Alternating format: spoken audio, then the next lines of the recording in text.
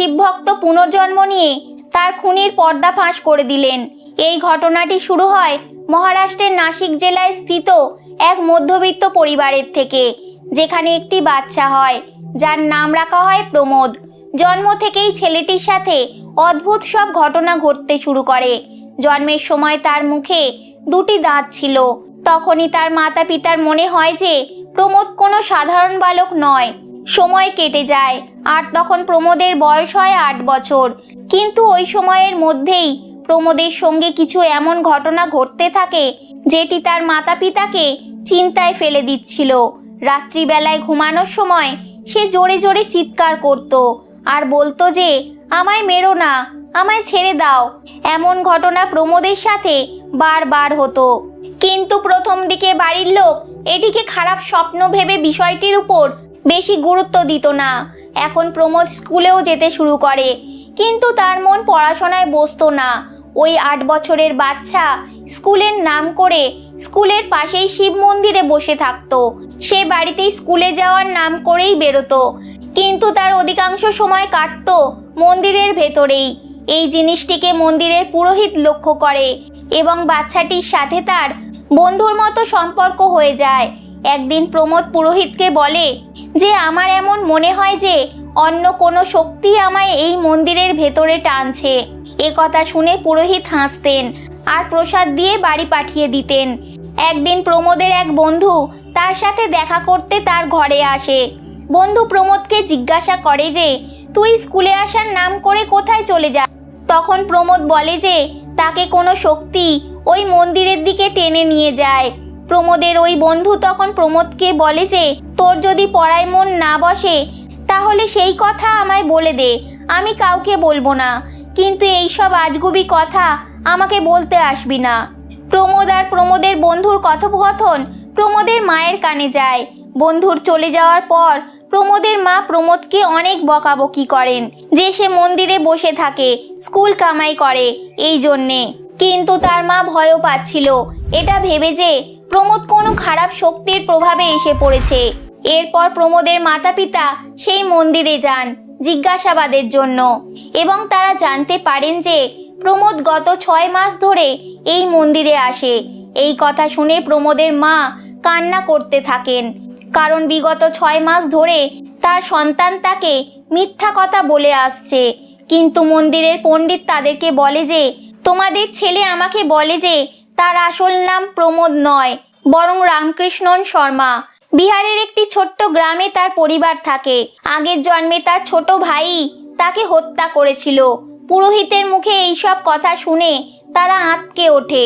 তারা বাড়িতে ফিরে প্রমোদকে ডাক্তারের কাছে নিয়ে যান। ডাক্তার বাচ্চাটিকে খুব ভালোভাবে চেক করেন, কিন্তু শরীরে কোনো অসুস্থতা লক্ষ্য করেন না, এমনকি তার মাথার অবস্থাও ঠিক ছিল। ডাক্তার পরামর্শ দিল যে আপনারা ওর কথাকে হয়তো বিশ্বাস করছেন না, কিন্তু একবার ও যেটা বলছে সেটা সত্যতা অবশ্যই যাচাই করে নেবেন, কারণ এমন কিছু ঘটনা যা কিন্তু পরে গিয়ে সত্য হয়েছে। তারপর তারা এই বিষয়টিকে নিয়ে খোঁজাখুঁজি শুরু করলো এবং জানতে পারলো যে প্রমোদের এই কাহিনী কোনো কাল্পনিক গল্প ছিল না, বরং তার মুখে বলা প্রত্যেকটি কথা সঠিক। প্রমোদের মাতা পিতা জানতে পারে যে 1986 সালে রামকৃষ্ণন শর্মাজির মৃত্যু হয়ে যায় এবং বিহারের সাজাপুর নামের একটি ছোট্ট গ্রামে তার পরিবার আজও থাকে। এই সব ঘটনাগুলি জেনে প্রমোদের মাতা পিতার মাথায় বাজ পড়ে। এই প্রকারের ঘটনাগুলি প্রথমবারের জন্য তারা শুনছিলেন। এখন প্রমোদের মাতা পিতা প্রমোদের কাছে তার হত্যার কাহিনীকে বিস্তারিত শুনতে চাইছিলেন, যাতে হত্যার কারণ ও হত্যার পিছনের প্রমাণ তাদের হাতে পায়। প্রমোদ বলতে শুরু করে যে আমার বয়স যখন 24 ছিল তখন শুরু হয় এই কাহিনী। আমার গোটা জীবন কেবল মহাদেবের চরণে নিয়োজিত ছিল। মহাদেবের আশীর্বাদে আমার বিবাহ একটি খুব সুন্দর মেয়ের সাথে হয়। আমি আমার স্ত্রীর সাথে খুবই খুশি ছিলাম, কিন্তু আমার খুশি আমার ভাই সহ্য করতে পারল না। সে সব সময় আমার স্ত্রীর সামনেই আমাকে অপমান করত, কিন্তু ছোট ভাই হওয়ার কারণে আমি ওকে ক্ষমা করে দিতাম। আমার ভাই আমার স্ত্রী রুক্মিণীকে খারাপ নজরে দেখত। আমাকে সরানোর জন্য আমাকে বালিশ চাপা দিয়ে শ্বাস রোধ করে আমাকে মেরে ফেলে। আমি ওকে ভগবানের দিব্যিও দিই, কিন্তু ওই পাপী কোনো কিছুই শুনল না। মারা যাওয়ার আগে পর্যন্ত আমার ঠোঁটে কেবল একটি শব্দ ছিল, হর হর মহাদেব। আমার মৃত্যুকে সামান্য মৃত্যু ধরে নেওয়া হয় এবং আমার স্ত্রী রুক্মিণীর বিবাহ আমার ছোট ভাইয়ের সঙ্গে করিয়ে দেওয়া হয়। কিন্তু যখন আমার জন্ম প্রমোদ রূপে হয়, তখন আমার আগের জন্মের কথা ধীরে ধীরে মনে পড়তে থাকে। আমি আগেও আপনাদের বলতাম আমার নাম রামকৃষ্ণন শর্মা এবং আমার এক পত্নীও আছেন, কিন্তু আপনারা আমাকে বাচ্চা ভেবে আমার কথাগুলিকে উড়িয়ে দিতেন। এই কারণেই আমি স্কুলে না গিয়ে মন্দিরে বসে থাকতাম আর শিব ভক্তি করতাম। মনে হতো যেন স্বয়ং মহাদেবী যেন আমাকে ডাকছেন, কারণ আমি আর কোনো রাস্তা খুঁজেই পাচ্ছিলাম না। পৃথিবীতে কেবল বিগ্রহরূপী মহাদেবী আমার কথা শুনতেন, এবং না তো তিনি কখনো আমার কথায় হাসতেন, না তো আমার কথাকে মিথ্যা ভাবতেন। প্রমোদের মা বাবা এবার সব বুঝতে পারেন। তারা এরপর রামকৃষ্ণন শর্মাজির পরিবারের সঙ্গে কথা বললেন এবং তাদেরকে সব কথা বললেন। যখন প্রমোদ তাদের সামনে এলো, তখন প্রমোদ তার বাচ্চা ও স্ত্রীকে খুব সহজেই চিনে ফেলল। প্রমোদ অর্থাৎ রামকৃষ্ণন শর্মা তার বয়স্ক মায়ের কোলে মাথা রেখে জোরে জোরে কাঁদতে লাগলো। রামকৃষ্ণন তার পরিবারকে এমন এমন কথা বললেন যাতে সবাই এটি বুঝতে পারলো যে এটি তাদের মারা যাওয়া পুত্রই। তারা খুবই কষ্ট পায় যখন তারা জানতে পারলো যে রামকৃষ্ণনের মৃত্যু কোনো স্বাভাবিক মৃত্যু নয়, বরং এটি একটি হত্যা ছিল এবং এটি তারই ছোট ভাই করেছিল।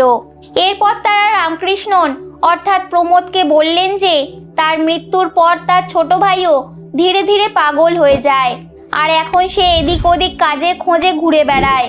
প্রমোদ তাকে আইনিভাবে শাস্তি দেওয়ার আগেই ভগবান ভাইয়ের করা মহাপাপের শাস্তি তাকে দিয়েছিলেন, কিন্তু প্রমোদের অনুরোধে তার ভাইকে তার কাছে নিয়ে আসা হয় এবং তার চিকিৎসা করানো হয়।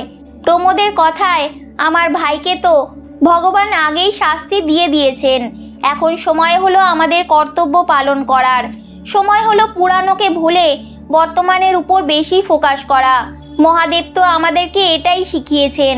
তিনিও তো তার ভক্তদের খুব শীঘ্রই মাফ করে দেন। তিনি তার ভক্তদের উপর বেশিক্ষণ রেগে থাকতেই পারেন না। আজ এই পর্যন্তই। হর হর মহাদেব।